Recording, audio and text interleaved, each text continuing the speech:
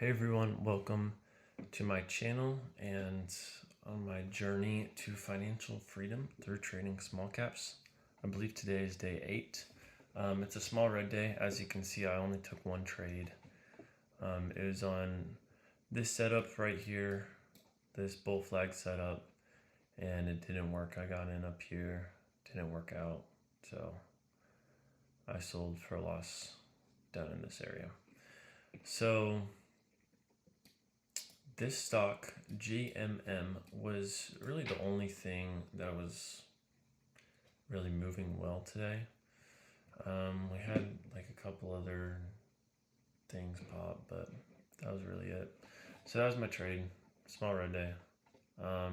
But let's just go through kind of what happened. So this stock had news after hours yesterday. It pops up, in the after hours, makes a pretty big move from around 180 to 350. Pops up at 4 a.m. this morning, has that top, and then pulls back. So whenever I get on around 7, or I got on in this area, it has that 7 a.m. pop. So it pops, it breaks through that pivot level, that resistance, holds that level, pops back up. Thought we'd get a second leg up. We didn't. We didn't there. Consolidates for a lot longer. See, even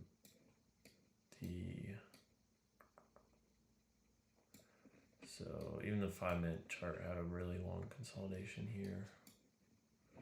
So yeah, it's kind of unfortunate, but I had a really hard time.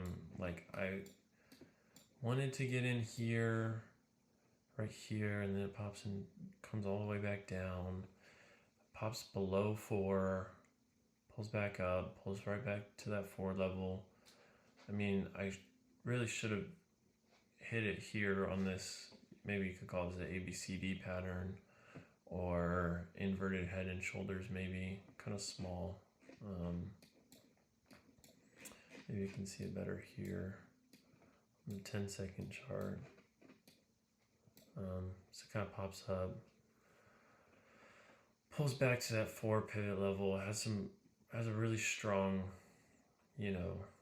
bottom support area here at this previous resistance. Pulls up, pulls back, and then it goes. So, I probably should have bought right here, and then with the support at the 4 level, risking off 395, held through this, and then sold into the spot, scaled out here, scaled out the next half a whole dollar. So it would have worked, and that's actually in my rules. It's pretty much exactly my rules. So I don't know.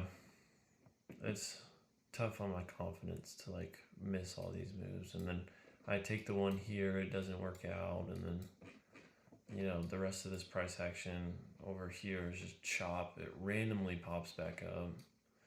Do I enter here? No, 5 is right above. The risk to reward isn't super strong there. Consolidates up here, gives another leg up, has this brutal topping tail here, has a pretty big topping tail here. Just, yeah, I don't know. Price action was really weird today on this stock, so I didn't do it. I only took that one trade. So let's just review the live of that trade real quick. There's really not much to it other than it was a failed bull flag. So you see here, the consolidation, it's nice. It's pulling back, but it's not pulling back super aggressive. The 90 MA is right here. So one of the things that I did is like I have that live trading journal I've showed you before, and I'll show it again real quick. But I also just made a sticky note that's even simpler. Just red volume, 90 MA, support, stop loss, take profit, enter. So that's basically my workflow. So here you see red volume is less, good, like check, right? Near the 90 MA, check. Support, you can see the support right around 450 right here, which it's a good zone because this was previously resistance. And then your stop loss will go right below that. And then your take profit is here. You know, if that's a good risk to reward, then you enter and you take the trade, you know. So it's kind of, I'm trying to make it as simple as possible. This is my trading journal. I just updated it a little bit. So based on the stock, I want the stock to be between 2 and 20 with a float of less than 20 million shares with a high relative volume on the 5 minute. So that's what this scanner here now is right here, relative volume 5 minutes. So I want that to be at least 500. I care about the daily volume, but not quite as much.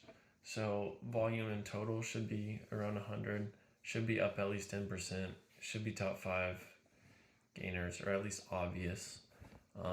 It should have a spread of less than 10 cents. It should have news.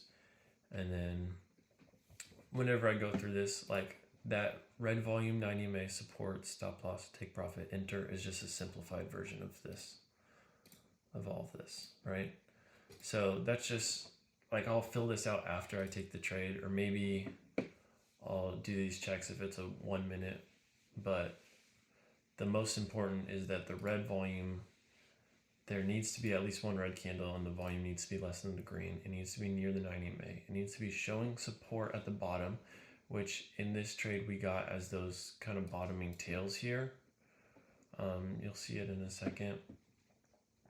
You know, didn't work out, but that's fine. I'm not too mad at this trade.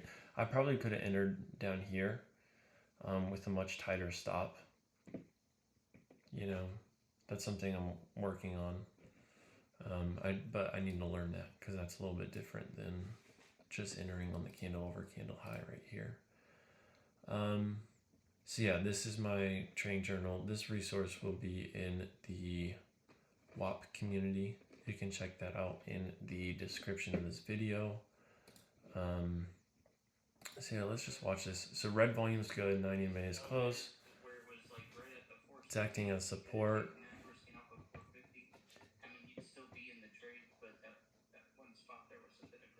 Yeah, you'd be risking right under 450. Take profit is high day. Then you enter here. You know, that's a good risk to reward. I should take those trades. You know. That volume is nice. So, but realistically, also something I'm tracking is this is the second pullback. And the second pullback is still a trade that I want to take. I won't take like the third pullback on the 1 minute. You know, if this goes up, this is the first pullback, gives a second one, then it gives a third. I don't really want to take this. I just find that higher risk. I find it a little bit too extended. But yeah, something I'm tracking is the first versus second pullbacks. I'm potentially about to take it. I'm watching for an entry right now. Yeah, me too. 2 seconds on this candle. I want to see if this one wants to pull back just a little bit before it goes. Starter there.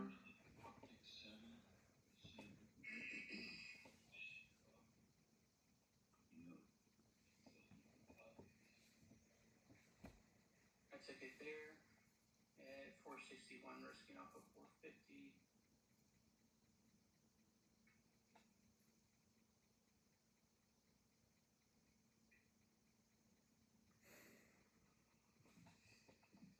My risk is 450.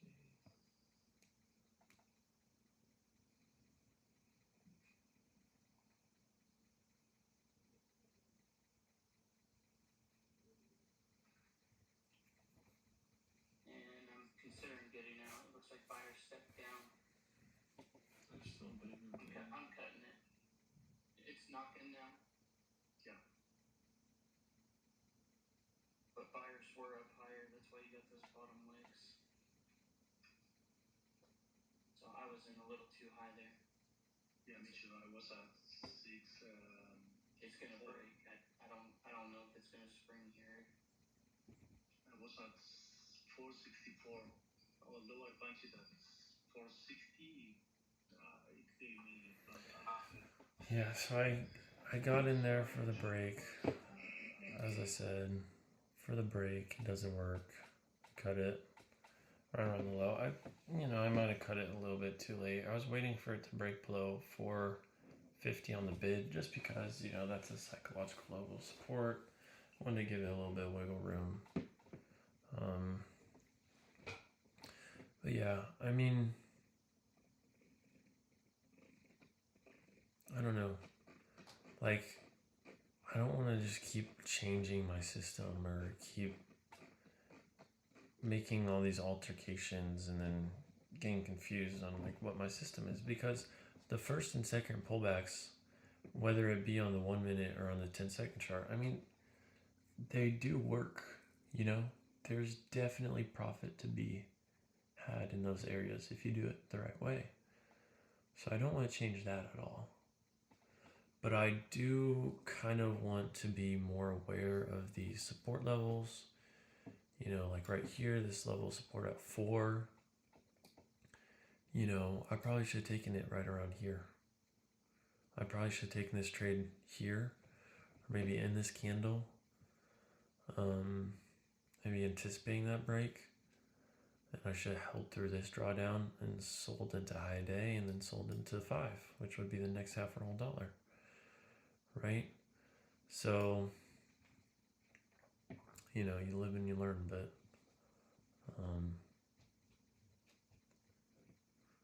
definitely have a lot to learn. So, it's kind of where I was at today. I saw, let me actually just pull this up on my actual platform. So I think that this could have been an entry. We were coming up right below this previous high, kind of topped that, pulled back. This is a pretty clean micro pullback that maybe I could have taken in here, risking off 380, in 392, risking off 380. Maybe I could have taken that trade for the breakout of 4 up to 450, which you pretty much almost get. But I didn't. That's okay. I'm not gonna knock myself for not taking this trade. But I think there could have been opportunity, maybe somewhere in here, looking for the 1 minute pullback, because this is what you see. Like, it's a little bit weird because maybe you would get in right here, that'd be a loss. Maybe you'd get in right there, and then you'd be fine. So it's kind of hard to say, how far are these going to pull back? That's the hardest thing that I'm dealing with. And then just not taking the trade because, it's been consolidating too long maybe, or, the relative volume isn't high enough, or things like that, which I think to some extent makes sense. But also, I need to take more trades. We look at my calendar over here on my metrics, and today I had some trades. I didn't have any trades here, or here. There was, pretty much no opportunity. There's almost no opportunity these days. There was some still, but this day, I probably could have taken at least 4, maybe 5 trades that met my criteria, And so I want to do that because I want to build my metrics. I have all these tags, and then I want to sort by the tags. So let's look at all the A+ setups, right? So we can see the A+ setups. This was an A+ setup right here. Traded VRAX, the I got this 1 minute pullback here. This was yesterday. Sorry. Got this 1 minute pullback. That was an A+ setup, right? I mean, it meets it perfectly. And then, you know, we can look at other A+ setups. Like this one, you know, this one didn't work out. Sometimes they don't work out. You know, I got in here, I think. No, this one I got in here and sold too quick. So that was just a mistake on not following my exit criteria. You know, this one here, I missed this perfect entry and then tried to take this one and it was just too choppy. It's just on Jim not too long ago. So this would have been an A+ setup. This, I think I took it here and sold it down here. I didn't respect my criteria. Yep, exactly. So you look at another trade like this. What did I even trade on this? I got in 504. 504. So I got in for like this little micro rollback here. Yeah, it's A+ setup. It's a whole $0.50 setup. It's not something that I want to do now just because I want to stick to the having at least one red candle for that micro pullback or bull flag. But yeah, I mean, you can see all that. And then whenever I don't, you can even do it by the summary. Look at that. Net P&L on A+ setups is high, you know. Then we look at, I mean, I don't have a ton of tags yet. Then we look at if I did not follow my exit criteria, that's not good. When I follow my exit criteria, yeah, there's still some winners, or there's still some losers. So, whatever, but I've also adjusted that. Anyways, you know, I'm lucky I'm keeping it super small size because I'm not profitable, but I'm trying to learn, and you know, there's a lot that I need to work on, and there's a lot of things that are just really hard to learn. It's a really hard career, I guess. I mean, I can't say it's my career now, but hopefully in the future. But it's really difficult, you know? Really, really difficult. So, I mean, I think that's going to be it, guys. I think that's going to be my review. It's pretty quick. There's some... Can I show this? Yeah, I can. So, here are some resources I have. Bull flag micro pullback pattern. So this is my strategy. You know, enter here, stop loss, take profit at high day, take profit in the next half or whole dollar. And then at the very least, you need to be fully out whenever the candle closes below the 90 MA. So, but you can keep scaling out. And then the live trading journals, you know, this is I just wanted to show that. This is helpful, you know, before trading to manage your emotions, you know, just visualize these things to just prepare for what can happen. Pretty simple stuff. Then we got the warrior trading candlestick patterns. Obviously it's sideways, but I print these out. They're helpful, especially for beginners. You can kind of see, oh, there's a hammer candle. You know, oh, there's a hammer candle at the bottom of a pullback. That's good. You know, we see the tweezer tops a lot. Oh, there's tweezer tops. That's not good. You know, so all that's all in the Whop community, and I'm working on getting this into the description too, but that I can't figure out how to embed the PDFs yet. I know it's possible. I'll figure that out at some point. But anyways, thank you guys for watching. Check out my other videos for more recaps. And tag along for the journey. And I'd love to hear any advice, any commentary, you know, anything that helps me get better, I'm completely open to it.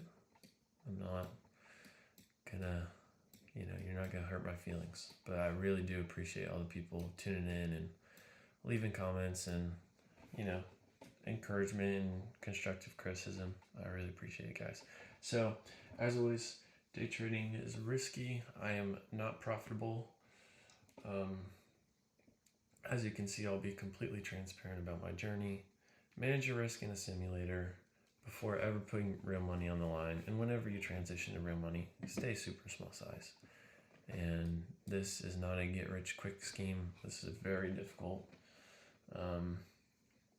So I hope to see you guys tune in the future, and stay green out there.